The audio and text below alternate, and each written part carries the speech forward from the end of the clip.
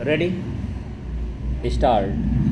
महोदय, यद्यपि योजना के अंतिम रूप पर यह औपचारिक बहस अब हो रही है, हमने योजना के प्रारूप के बारे में काफ़ी ब्यौरेवार विचार किया था। एक माननीय सदस्य ने कहा है कि योजना से ऐसा नहीं लगता कि कामों को निपटाने में तत्परता जरूरी है। मैं समझती हूँ कि योजना के प्रारूप और उसके अंतिम रूप में यही अंतर है।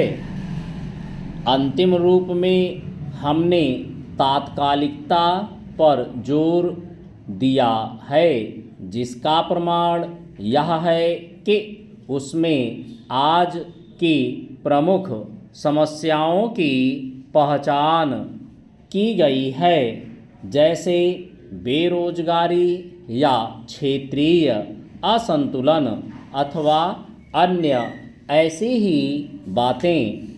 इनमें से कुछ समस्याओं के समाधान में कोई विलंब नहीं होना चाहिए और उन्हें तत्काल दृढ़ निश्चय के साथ हल किया जाना चाहिए।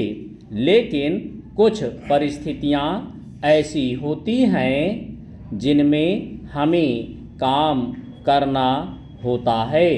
कुछ मान्य तरीके हुआ करते हैं। इनमें से एक है लोकतंत्री प्रक्रिया।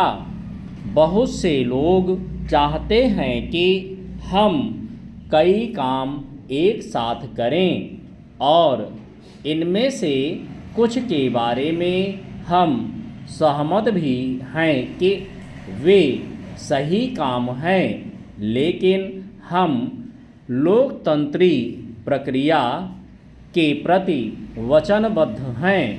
हम जनता की राय से काम करने के लिए प्रतिबद्ध हैं। हमें अधिकाधिक जनता और पार्टियों को अपने साथ लेकर आगे बढ़ना है।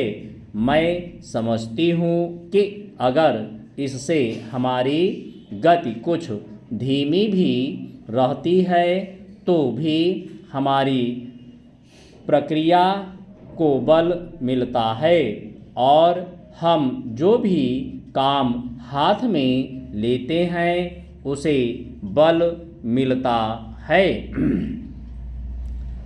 चंद दूसरा तरीका मिश्रित अर्थव्यवस्था का है, जिससे शायद कुछ लोग सहमत नहीं हैं, लेकिन जिसे हमने अपने लिए निर्धारित किया है। ऐसी अर्थव्यवस्था की अनेक त्रुटियां भी हैं, लेकिन हमारे देश में आज जो परिस्थिति है उसमें हमारी सरकार हमारे पूर्ववर्तियों और आज के सहयोगियों ने यह अनुभव किया कि हमें इस तरीके को अपनाकर चलना चाहिए। मिश्रित अर्थव्यवस्था का अर्थ मेरी समझ से यह नहीं है कि कुछ समृद्ध परिवारों को इसका लाभ मिलता रहे।